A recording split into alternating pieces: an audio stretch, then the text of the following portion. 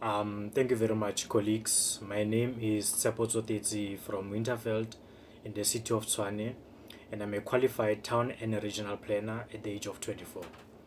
As an aspiring strategic planner, and the prospects of job opportunities getting slimmer due to the perpetual lack of economic growth and the subsequent socio-economic degeneration in the country and the most recent global health crisis, I have therefore taken a stance to initiate efforts to engage the conversation about the current and future challenges facing our cities, particularly in Africa.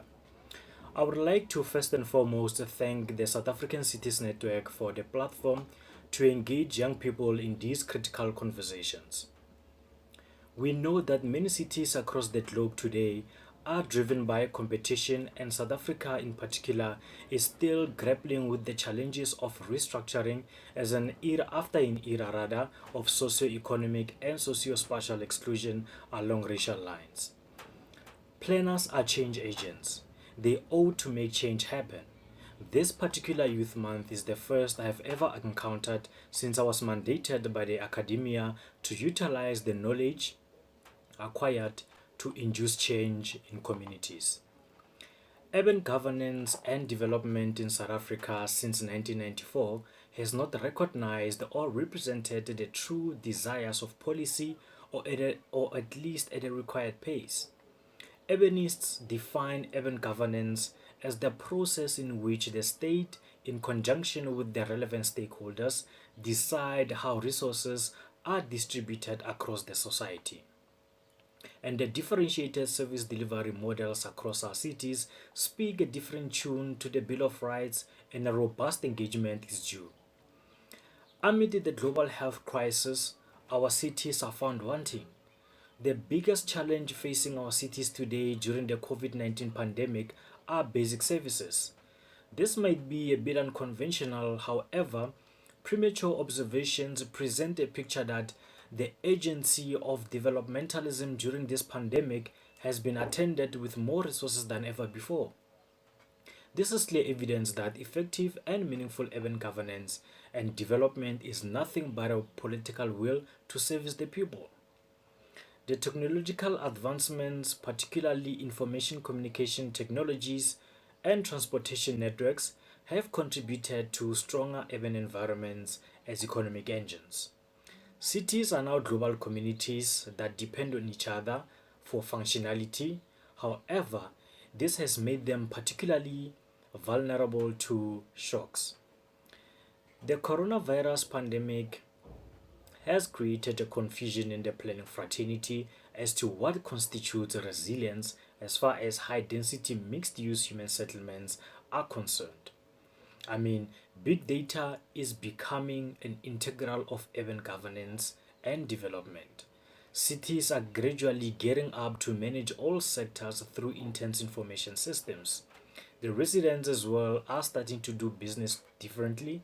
Artificial intelligence is replacing human capital by larger proportions, making jobs obsolete. Spatial planning and infrastructure development, on the other hand, is being reprioritized from movement intense networks to fiber technology being a basic infrastructure across communities. This has been a fundamental engagement by captains of the industry for some time now. However, the COVID 19 pandemic has rushed the global community into this new arrangement in a short space of time. Spatial planning will now restructure city planning and infrastructure development to be highly accommodative to sudden shocks instead of projections, and budget allocation to disaster management of cities is likely to change significantly. Already, we are seeing cities of tomorrow engaged in a solid fashion, with perfect master plans and buildings so tall that they defy the forces of nature. We must not forget, however, that cities are not buildings.